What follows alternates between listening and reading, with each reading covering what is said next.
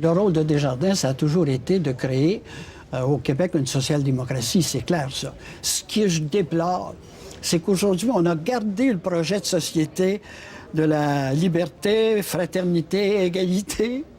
On a gardé ça. C'est ça notre projet. Mais par contre, on met en vigueur un système économique qui produit exactement le contraire. La justice, l'égalité des chances, le rôle social du mouvement Desjardins était au cœur de l'engagement de Claude Bélan, qui est décédé hier à l'âge de 87 ans. Claude Bélan a dirigé Desjardins de 1987 à 2000. Sous son règne, l'institution s'est modernisée, transformée, avec notamment l'introduction du paiement direct et des transactions en ligne. Son objectif était de faire grandir Desjardins tout en demeurant fidèle aux principes et aux idéaux du mouvement coopératif.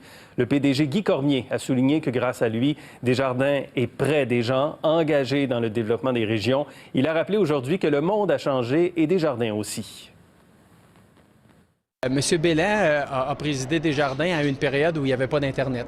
Il n'y avait presque pas d'ordinateur. Personne ne faisait affaire sur un téléphone cellulaire. Le monde change aujourd'hui. Moi, je suis content de voir que M. Bélan, à travers notamment les années 90, a permis à Desjardins de se moderniser, a permis à Desjardins de s'ouvrir en travaillant beaucoup plus avec nos assureurs et nos caisses, en faisant l'acquisition de compagnies de valeurs mobilières. Avec cette expansion-là, Desjardins est en mesure d'accompagner encore mieux les Québécois, Québécoises dans l'offre de services financiers. Alban Damour a été président de Desjardins de 2000 à 2008. Bonsoir, M. Damour. Bonsoir, M. Fillon. Et c'est M. Bélan qui vous a embauché, n'est-ce pas, en 1988. Vous l'avez vu à l'œuvre dans l'action. Comment vous décrivez l'homme, son leadership, son approche? L'homme était chaleureux. Son leadership était Enfin, il s'appuyait sur une vision très claire du progrès social.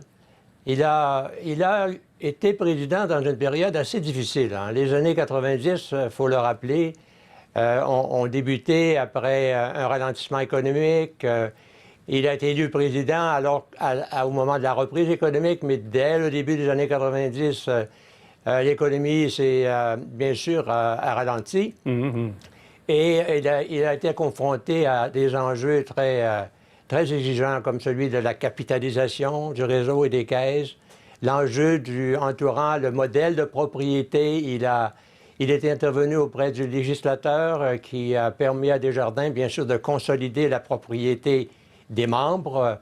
Il a fait face à des enjeux de rentabilité au milieu des années 90 et avec l'avènement d'Internet, il a donc été au cœur de beaucoup de problématiques de l'époque. Et de transformation, de changement. Comment il voyait ces changements-là? Est-ce que ça l'inquiétait? Est-ce qu'il voulait aller au-devant? Est-ce qu'il les comprenait bien? Comment il vivait ça? Il les vivait bien, mais je pourrais dire que ça a été une époque difficile et ses rapports avec les fédérations, dans un contexte où le partage des responsabilités était mal défini, il sentait bien qu'il fallait regrouper les fédérations et la confédération de manière à rendre le mouvement plus efficace. Et dans ce contexte-là, il nous a enseigné, par exemple, que le changement était nécessaire et que pour assurer l'avenir du mouvement des Caisses Desjardins, il fallait aller vers le changement. Et il a exercé un leadership considérable auprès des dirigeants de Desjardins pour les amener à conclure l'inévitable, à savoir qu'il fallait se regrouper pour être plus fort. Mais ce changement, M. Damour, il le voyait pour perpétuer l'œuvre de Desjardins plus que pour l'expansion de Desjardins. Est-ce que j'ai raison de dire ça comme ça? Les deux à la fois. Les deux. Il avait de grandes ambitions pour le mouvement Desjardins. Par exemple, le fait qu'il ait voulu rallier toutes les caisses canadiennes, Desjardins, au Nouveau-Brunswick, au Manitoba, en Ontario. Il a fait ces rapprochements-là qui ont porté fruit. Et il avait aussi cette préoccupation majeure d'asssurer la pérennité de Desjardins. Et bien sûr, tous les problèmes de rentabilité, tous ces problèmes-là ont parfois rendu sa tâche bien difficile parce qu'il a fallu aller vers le regroupement des caisses, par exemple. Est-ce que c'était contre son gré? Au début des années 90, il ne favorisait pas le regroupement des caisses parce qu'il y voyait une perte au niveau de la démocratie, perte de dirigeants. Mais rapidement, au cours des années, il s'est rendu compte qu'il fallait regrouper les caisses parce que les membres exigeaient plus de compétences de la part des caisses. Et cette expertise, on l'a obtenue, on l'a développée en regroupant les experts des caisses. On a imaginé la caisse de demain, vous l'avez souligné, Internet est arrivé, les cartes de débit aussi se sont installées et ça a modifié le modèle d'affaires de Desjardins. Oui, et donc on est entré aussi, il a accepté en quelque sorte d'entrer dans le jeu de la concurrence, même si déjà Desjardins est en concurrence avec les banques, mais une concurrence plus forte, mais critiquant en même temps beaucoup le modèle bancaire, la recherche de profit avant tout. Pourquoi? Il n'avait pas le choix de faire le virage concurrentiel, selon vous? Ah, il n'avait pas le choix. Dès le début des années, lorsque la loi des banques a été amendée, à la fin des années 60 et 70, au début des années 70, Desjardins a vécu le choc du futur. Il s'est vu lancé, propulsé dans un environnement concurrentiel très exigeant. Alors, M.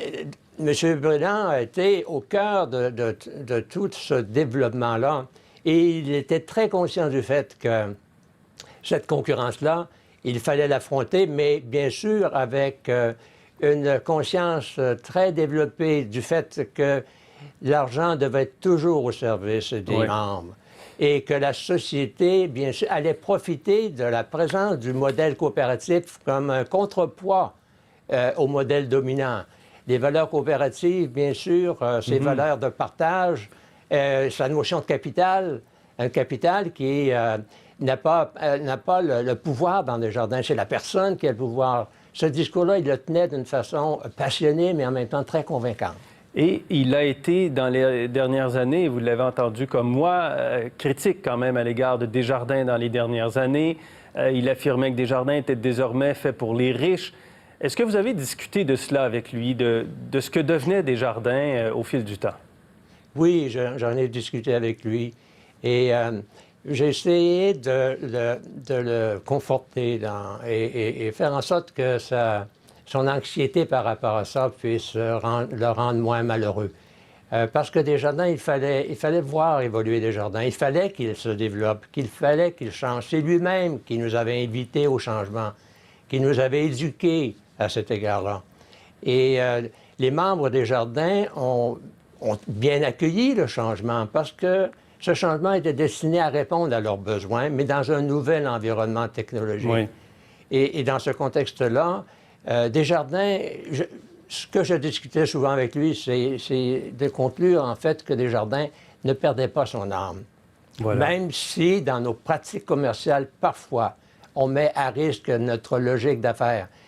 Nous sommes très préoccupés, je l'ai été à titre de président, et les présidents qui m'ont suivi, présidente, ont eu cette préoccupation de faire en sorte que cette logique de service domine sur la logique de profit.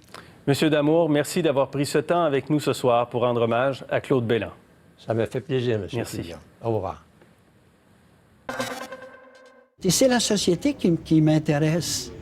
Est-ce qu'on va bâtir une société meilleure avec le système actuel, avec ce qui se passe en feu actuellement? Là? Comment on règle ça? Là? En encourageant le même système, en permettant les paradis fiscaux? Et comment voulez-vous que la population ne réagisse pas avec un peu de rage ou un peu de colère?